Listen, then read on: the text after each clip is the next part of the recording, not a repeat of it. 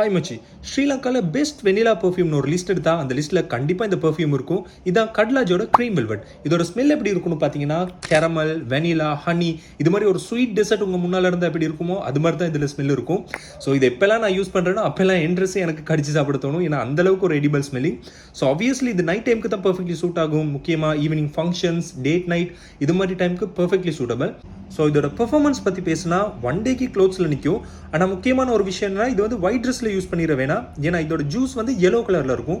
So நீங்கள் white colour ட்ரெஸ்ஸில் use பண்ணிங்கன்னா ஒரு மாதிரி yellowish ஸ்டெயின் ஆயிரும். ஆப்வியஸ்லி வாஷ் பண்ணதுக்கப்புறம் போயிடும், but still you don't want to ruin your white dress.